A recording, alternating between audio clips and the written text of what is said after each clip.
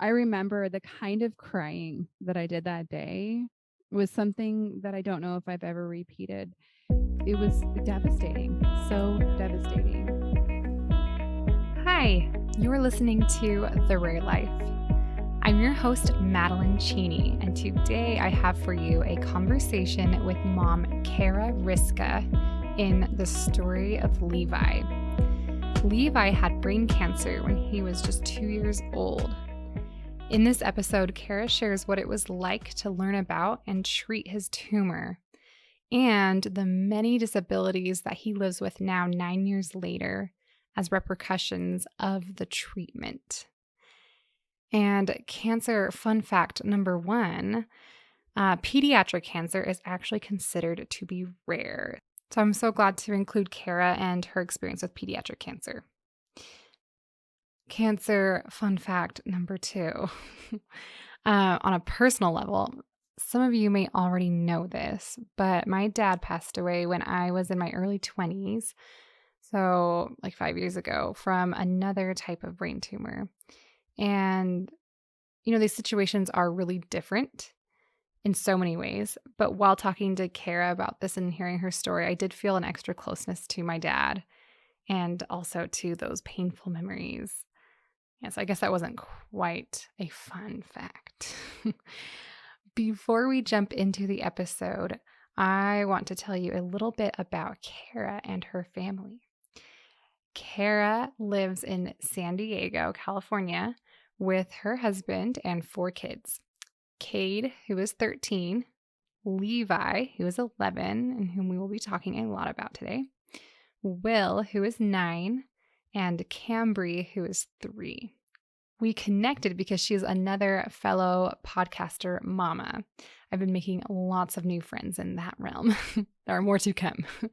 Her podcast is called the Special Needs Mom Podcast, which I love how clear and concise that title is because you just have no question of what it's about. She also is a certified life coach for special needs moms, and you can find links to both those resources in the show notes. Kara is awesome, and I am so happy to know her. She is a lover of learning and her AirPods. All right, let's jump in. Hi, Kara. Welcome to the show. Thank you so much. I'm so glad to be here. I'm so happy to have you. And I will tell you, I've been wanting to have a parent share a story about pediatric cancer. And so I think this will be really awesome / heartbreaking and stuff to get into. I'm really excited to hear your story. To start off, will you please tell us a little bit about Levi today, who he is today, and just a little snapshot of who he is?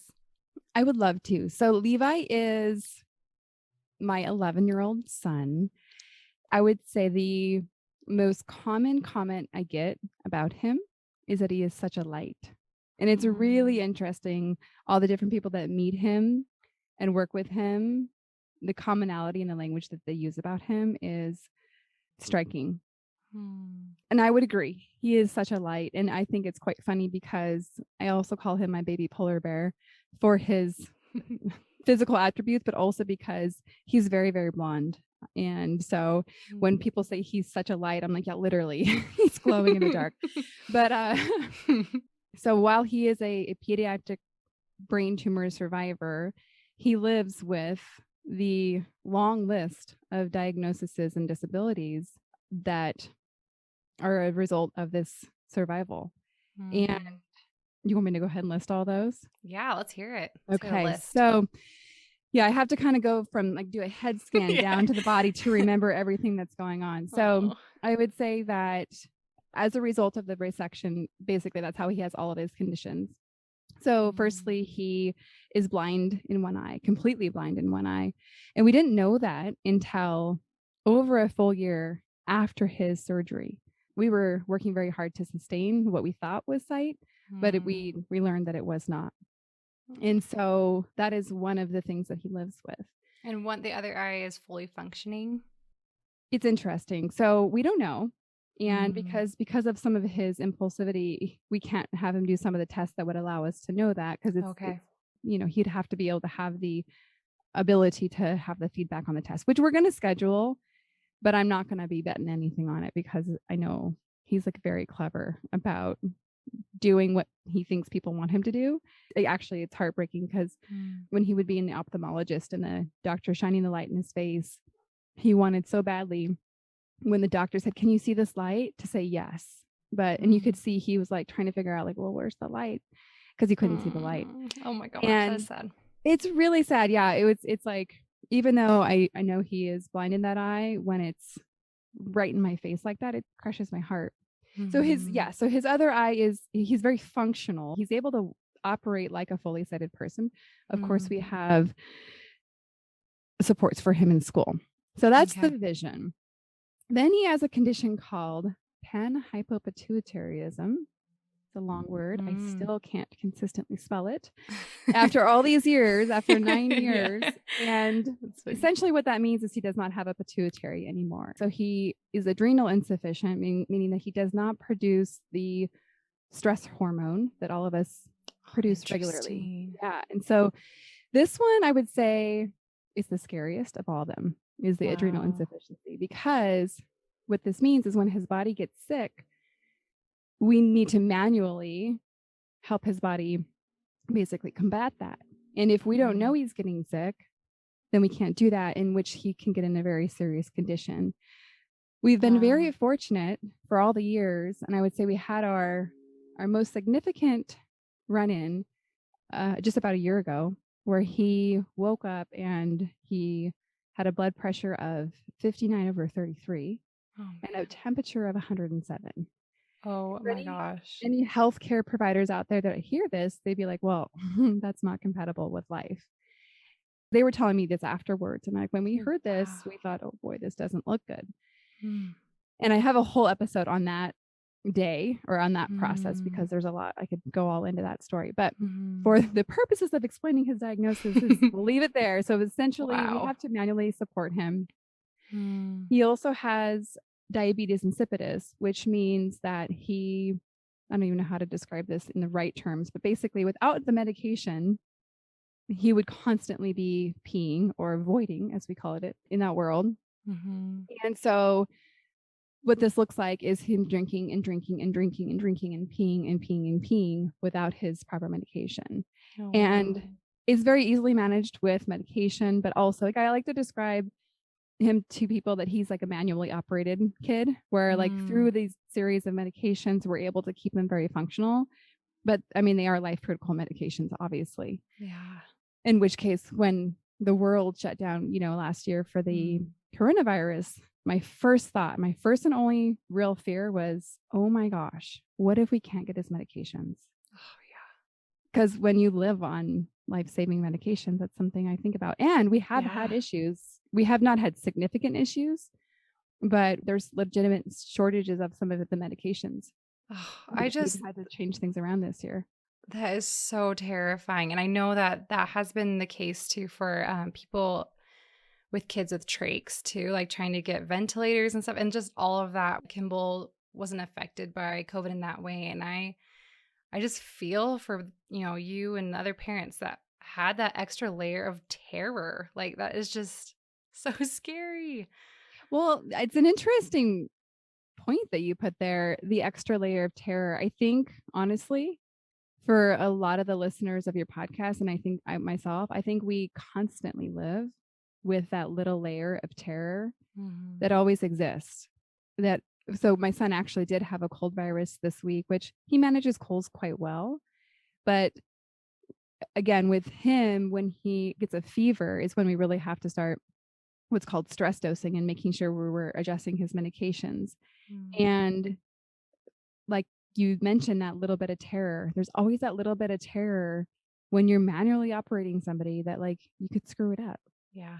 Or like in some cases with that instance that I mentioned last year, that he woke up very ill. Like he went to bed okay, he woke up very ill. So there's always that little bit of terror that is just part of our reality. Yeah. And I guess we've learned to live with it, but it's there. Yeah. It's there. Yeah. And I think it's something that no one else can truly understand unless they've been in that situation where they might be like, well, lighten up. I'm sure nothing bad will happen. But I know that this has happened. This is a reality. Like, kids die from this kind of stuff. Like, with Kimball, Yeah. it's his neck, and, like, every time he falls, I'm like, "Oh my gosh, like, is he gonna die from it?" Because he really could. Other kids have. So it really is like this. I'm not a helicopter parent by nature, but, like, you kind of become a little bit of one, through It's these almost like when fears. you know that these things can happen. And like I think it's like almost like when we've been struck by lightning, if you will, one time by having these kids with these Mm, very rare situations. mhm. It's like, well, we already got struck by lightning one time, so now we know it's possible. Yeah. And so it's like living with the possibility of it happening again. And, Mhm, we can get into it later, but kind of managing your mind around that is really important. It's like mhm, a wildfire. If you indulge into that, I think it really can start to get out of control. But I do think mhm. that we have to learn how to actually just live with it, Yeah. to allow the fear and the terror to be there, but not let it consume us. Yes. So well Okay. said. Yeah. So let me continue on with my list of diagnoses. Okay. I'm not even know how far I am in, but we have a ways to go. Okay. Okay. So we got the diabetes insipidus. That's that. And then he has hypothyroidism. So that's easily managed with medication. Mm. And then he also does not produce growth hormone. So he has to take a daily injection so that he can grow. Ooh. And interestingly enough, I think I mentioned this to you before, but he didn't start that medication until a year after his tumor resection. And when you start a new medication, you as a very responsible parent read the pamphlet. And when I was reading the pamphlet on this medication, there's big letters that say may cause growth of pediatric brain tumors. Oh my And gosh. here we're in this place where like this medication is not optional. Like he needs to have this to grow. He will not grow without it. And yet it's known for causing brain tumor growth, regrowth. Ugh, So, that is the so worst. um Oh yeah, my and then gosh. even just learning, thinking back, like now it's so part of our everyday life, but learning how to give your son an injection, and these are like the littlest needles that I think they even make. Mm. But I still remember how hard I shook the first couple times that we had to inject him. And Mm. yeah, it's really interesting looking back into that. So he takes that Wow. daily. And that one's just like, gotta say, it's a pain because it has to be refrigerated.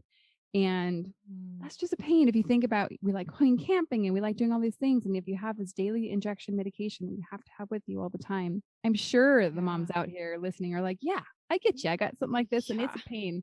Or Yeah. even like when we're tucking him into bed and like we're like so close to being like, done as parents for the night. And it's like, oh, I gotta go downstairs and get that shot. It's like Oh not this man. huge monumental thing, but it is just one more thing. Yes. Yes, So totally.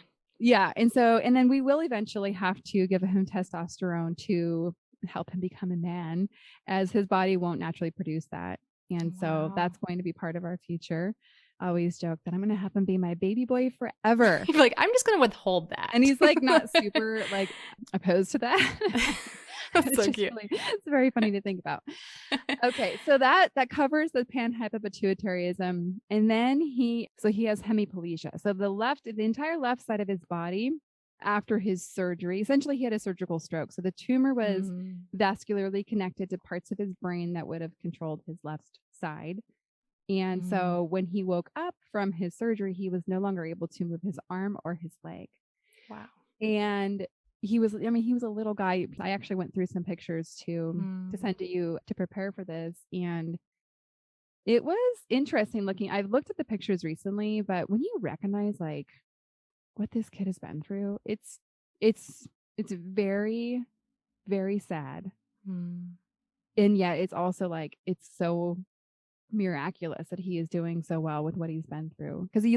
you look at the pictures of him after the surgery where I have videos where he's relearning to walk again. And like he's just Mm. this little 2-year-old trying to figure out how to move in this body that doesn't work like Mm. it did before. And just him learning to sit up again. And because it's his whole left side, like it's not just his arm and leg, like his whole left side. Wow. And so he's been very successful in getting a lot of that motor control back. So he's able to walk, he's able to run, has a very modified gait. So he's by no means quick, And being a professional athlete is probably not going to be in his future. And he's able to use his hand, but he just definitely doesn't favor it. And but people adapt, of course. So Yeah. he's got the hemiplegia. And lastly, and this is one where I think it's taken years to evolve, I would say that we have a lot of behavioral challenges, and Interesting. specifically in the area of impulse and social emotional. It's interesting because I think he's a person that thrives so much on connection. And I mean, as an example, like when we were camping a couple weeks ago, our campground was adjacent to a road where people would walk by or ride by. And he was sitting at the table, and this was, I mean, it was adjacent, but like, I mean, it was like 20 feet away that people were walking by. And he was just like, hi, hi. Oh my And like, gosh. people were like walking, they didn't really hear him. And I kind of just coached him and said, hey, Levi, I think that might be a little far to engage in a conversation. Like, maybe So cute. really working, buddy. But I mean, it's just an example of he loves connecting with people. And yet he has a really hard time connecting with people on the level that I think most of us can easily. And so peer connections are really challenging for him. It's interesting. He has like a double challenge because his body doesn't move like a typical 12-year-old. He's almost 12. He can't keep up with people physically. So what are most 11-year-old boys doing at recess? Well, they're not sitting and chatting. I'll tell you that. They're up and moving, they're running, they're doing silly boy things. And I know this because I have 2 other boys and I see what typical boys are doing. And so he's not been able to connect with his peers in that way. And he does have a lot of relationships with girls. And I think because if you think about how girls are acting at that age, they're chatting, they're talking, and he's really good at those things. And it's interesting too, because he's intellectually very capable. He's a very smart person, and he does not have an intellectual disability. And it's interesting also, like having the body that he has, because he carries a lot of weight. And so and then he has this modified gait. And so because of those 2 things in combination, people see the way he moves his body. And I think, I don't know, I can't say for certain, I think they make the jump that he has an intellectual disability. Right. And so often people are kind to him and sweet to him, but I don't know, it's just an interesting observation as his mom looking over and trying to understand how people are kind of perceiving him. Yeah. And obviously like feeling very protective of like, don't you judging my son, or then there's always the people that feel uncomfortable about something and then treat him differently, like usually in a better way. So they're going to give him a gift, or they're going to be really extra accommodating to him in a way that actually like, I'm like, okay, my other kids are watching, and like, yes, this child does have some extraordinary needs, but like, I don't know how all the other moms do it, but I'm like, we don't necessarily try to treat him differently as a result of it. Yes, we accommodate for his needs, and yes, we advocate for him, but we don't necessarily give him prizes when his other brothers don't get one. And so it's interesting seeing other people feel the need to treat him that way. Yeah, that would be, that's an interesting combination. I've thought a lot about that kind of thing with my son Kimball, where like he looks different because he has these different birth defects and stuff, but he's neurotypical. And so I do think he'll probably run into a similar thing where people will see him and then kind of assume like, oh, he must be also intellectually disabled. Which, I mean, like, if he were intellectually disabled, like, we would obviously love him just as much. But, you do want them to not underestimate them or be able to interact with them in a way that they are able to interact and, not treat them differently just because of what they look like. And so it is an interesting balance. And with the whole, like, special treatment because of his disabilities that, I think of that a lot, too, with his sister, Wendy. So that's just so relatable. And I would love to get into the culprit of all of these things that he has to deal with, brain cancer. So, can you bring us to kind of that moment when you found out, when they told you that your 2-year-old had a brain tumor? Yes, I definitely recall that moment. And it's one of those kind of moments where the world does certainly slow down and Mhm. your whole life changes in a moment. So the backstory a little bit is so he was 2 and 3 months. And I know that because when you admit your child to the hospital, they always give the exact age. And 10 days prior to him actually receiving that, me hearing those words, he started to have what we would describe as flu-like symptoms. So he was just Hmm. didn't feel good. He was vomiting a little bit and not eating obviously as much. And he just seemed like he didn't feel good. Here's where it kind of where your like suspicion goes up is that he never had a fever. And so Hmm. I think I allowed him to be ill for about 5 days because that's, if someone's going to be sick, they're going to be sick. And then you're going to expect him to Mhm. start to like maybe get better after that point. Mm. So I brought him to the doctor saying, hey, I don't know what's going on here. Like, this is not seeming like it's a normal virus. And the doctor sent me away. And then again, he was not getting better. And Mm. a couple more days went on. And I think I had my husband take him at that point. He took him, the doctor sent him away. All 3 times, Ugh. actually, this was the same doctor. Eh. I don't have super great words to say about that doctor. I was gonna say. Anyhow, third time around, it was actually we were having a reunion with some of my college friends' families. And so we were driving on our way out there. And at this point had started doing this thing with his eyes where he was kind of bulging them out every once in a while. And it was really unusual. And you're like, why would he be doing that? And he seemed to be in such pain and like he was so uncomfortable. Mm. And so we were on our way out there actually to my girlfriend's house. And I said, Dan, I can't do this anymore. Like, we have to take him to the doctor again. And so we did. And the doctor immediately said, hey, yeah, there's some things that I think we should check out. And so they sent us to the hospital to get some scans. And Mm. so we met up with my parents to transfer my other kid. I had just one at that time, but I was 10 weeks pregnant with my third son. Oh So I was 10 man. weeks pregnant. And then I had a 4-year-old. And so my parents took my 4-year-old. And then we were Mm. taking Levi down to the hospital. They got us in there, and it's a kind of a smaller hospital. And they started doing some tests. First, they did, I believe it was a CAT scan, and then they sent him upstairs to do some blood work. And he was not cooperating for that. So there's a lot of people in the room. And then the doctor had come into the room and kind of said, like, okay, like, we're good. We don't need to do any more. I didn't catch that actually as much as my Mm. husband caught it. Like, oh, like, why do they know they don't need to do any more blood work? That's weird. Oh yeah. And so then they were kind of consoling our son. And the doctor brought my husband and I to another room, and she basically said, okay, we we found a mass in your son's brain. The transport team is on their way from the children's hospital. They're going to come get him so that Oh we can my get him the gosh. care he needs. And I remember her saying that there's treatment options. And I think that was the moment, like, your world is changing right before you, that you're Mm. all of a sudden going to the hospital with your son having a mass in their brain. I think brain tumor is like how when you talk about someone that's like really smart, you're like a rocket scientist. I Mhm. think when people think about like the worst diagnosis is like, oh, this is not a brain tumor. Right. It's kind of how I mean, I probably said that at some point in my life. Yeah. And so then when you actually get a brain tumor, or in my case, when my son is being diagnosed, I remember the kind of crying that I did that day was something that I don't know if I've ever repeated. It was devastating, so Yeah. devastating. And they sent a transport team from Rady's to get him to a better hospital for him.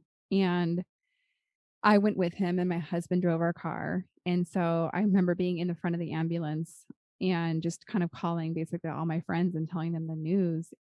So we get to the hospital, we get him all situated in the PICU, and immediately what they wanted to do was to do a shunt, which is Oh. to relieve the pressure in his brain. So the reason his eyes were bulging was because the tumor had essentially cut off some of the flow from his cerebral spinal fluid and impacted enough to where literally like his head was just filling up with fluid. Oh and man. and that's why he was probably in significant pain and a major headache. And Yeah. he couldn't talk a lot at this point. But I remember him saying when he was sick, like, head hurts. He Oh. was able to say head hurts. And so we get to the hospital, they get the shunt. And so actually for that procedure, essentially it's like a little, I mean, they drill a hole in your head. And so it's kind of a it's kind of a procedure. Oh, And so man. my husband and I couldn't be in the room for that. And I just remember sitting outside of one of the benches at the hospital and just, I mean, being so unaware of what was going on around us and Mhm. just being so devastated. And Yeah. that Oh night my started a goodness. 2-month journey in the hospital. And it was 5 days until they could do the craniotomy to remove the tumor. I think they knew before the surgery that he was likely going to have some of the conditions that I described before. And so they actually Right. had the endocrinologist come in and meet us, and they had the neuro-oncologist come in and meet us. And I mean, these people are so amazing at what they do. And I Mhm. remember the conversation from the endocrinologist and them saying, like, we have treatment options and this might be the case, like this might happen and this might happen. And just being like, okay, like having no idea what they were talking about, like Mm. not even conceiving that these conditions ever existed. Cause before you're in these shoes, like you don't know, you have no Right. idea. I was like living in a different world. Yeah. Did you think he was gonna die? Like, was that on the table too, or was it mostly like, "This is treatable, you don't need to go there?"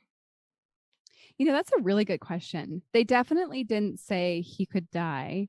They were all hopeful. They were all hopeful that he Mm. wouldn't die. Mhm. But I would say that the resident that essentially prepared us for his craniotomy maybe was a little bit more thorough at his job than he needed to be. Because I mean, they legally do have to explain like what the repercussions of a surgery are and then have you Mhm. sign on the dotted line. So basically, I mean, the surgery that he had, it was essentially they took his head apart and put it back together again. Wow. And when I look for images to send people in those early days, and actually this happened today when I was looking for images to send to you from after his surgery, they're too graphic. They almost feel too vulnerable. Like it's Yeah. when you see somebody that has had this surgery. I mean, so his scar goes from like basically his earlobe up Mhm. and around and then like back through to the like top of his opposite eye. So Oh, it's man. it's a really big scar and it's like the most beautiful scar you ever have seen. Mm. It's just like his like to me it's just like this story, this scar. But Yeah. so essentially his eye was swollen shut for days and days and just like he's black and blue and so swollen. And he's this 2-year old. He came into the hospital, I think he was like 25 pounds. Mm. Yeah, and so they did not necessarily ever say that he would die. I would say that I do happen to be the glass half full kind of person where Mm. I really never went there that he's gonna die. Mm. And Yeah. interestingly enough, the incident I mentioned that happened last year, I was actually away when this was happening. And so when the doctor was talking to me, I asked him, is he going to be okay? And the answer that he gave was, this is really serious Oh, or man. something like that. I don't even know if those were the exact words, but the message was, I don't know. Like he was basically saying, Yeah. I don't know. Because I know the answer I wanted. It was like, yeah, we got this. And Mhm. that certainly was not the answer I was given. So kind of jumping back to the surgeries, the day Mhm. of his surgery, I had a phone that they gave us at the hospital. And it was about a 6-hour surgery. And a lot of my friends and family came to be with me and sit with me. And that was very much Mhm. appreciated. And getting that phone call, like the phone call updates from when your son's out of this kind of surgery, Oh, those were some horrible moments. Just not knowing what you're going to hear. If you're going to first hear if your son made oh, it through man. the surgery. Secondly, if you're going to hear if they were successful in removing all the tumor, because they don't know Yeah. before they go in. And so I'll add that the type of tumor that he had is not responsive to chemotherapy. And so that's Oh, not an option. And it is responsive to radiation, but radiation on a child's head is really a last resort. And so really the best option was surgery and only a mhm. real good option. And Yeah. so for them to get all of it or to get what they believed was all of it was really important. And so when the doctor said like, yeah, like I think I got it all. was really relieving, like really, really relieving. And Mm. we still do scans every year. I think the first couple years we did them every quarter, and then we moved to every 6 months. Now we're at every year. And what's funny is like maybe like 2 years ago, I had in my head like, okay, like this is our last scan. After this, we're gonna graduate. Mhm. And I thought the doctor told me that, but I don't know, I guess I got that wrong. And so then at this appointment after the scan, Mm. I was kind of like happy. And he's like, okay, well, we're going to continue scanning every year because these tumors are really known for coming back. And so I want to Mm. be very thorough. And, tells me about a time where he has a child that has it come back like 12 years later. Oh, And man. I'm like, yeah, you do not need to be telling me this right now. But, Yeah. but so we're going to be scanning for a while still. Although I will say that I always just, I don't know, I guess I choose to just have a confidence about like, we're not going to have this Mm. tumor come back. Like, we're not going to worry too much about that. But, Yeah. when you go get scans and when you've had a positive scan before, like I said earlier, it's like hard to not to have your brain go a little wild sometimes. And I actually Yeah. more recently had something happen with his health that was pretty insignificant, but my brain went real quick to how am I going to financially sustain myself while I have to stop working and when I have to go be in the hospital with him. And I Mm. was like, wait a second. And so actually, as a result of that conversation I had with myself, I was like, okay, like it's time to get a little bit more therapy in the sense of Yeah. like seeing how quickly my brain reacted to that trigger. I Mhm. was like, I know that there's some resources for this. And so I will be seeking them. That's good. That's Yeah. really wise. I think especially realizing like, hey, that was a trigger. That was a trigger to trauma in the past. How has going through this experience changed how you feel about yourself and what you're capable of? It's a really good question. I would say it is the experience that has had me discover who I am. Mm. And that I don't think I gave myself credit for how strong and how brave I am. I love that. And I actually like semi fought with a friend. I not fought, like she was saying you're so strong. And I was saying, Mm. no, I'm not. Because I think I didn't relate to myself. I was like, anybody would do this. Mhm. And I do think most moms would do exactly what I did. But then I have to acknowledge, I'm like, no, actually, like what I do on a daily basis, the experiences that I have, like they are extraordinary. Like, Mm. and I'm strong. Yes. And I mean, I could go on and on about all the things I've learned and Mhm. discovered in this journey, but I think that's the simplest way of putting it. I love that. That's such a great note to end on. Like just recognizing your strength.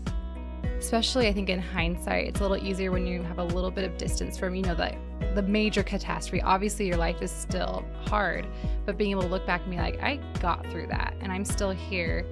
And, I hope that everyone listening also recognizes like, so are you. Like you go through hard stuff and you endure it, like you're strong. And I just appreciate that perspective that you give and that you've been able to recognize that in yourself because you are so strong. So thank you so Thank much, you. Kara, for sharing your story and your heart with us. It's my absolute pleasure. You can find Kara's info to connect in the show notes and be sure to check out her podcast and her coaching program. As you heard in the episode, she is an absolutely lovely human. You can also check out the website, therarelifepodcast.com, for photos of Kara and her adorable family. Join us next week for Kara's special topic episode as we talk about the concept of diagnosis jealousy. And we get a little of that life coach insight. Don't miss it. See you then.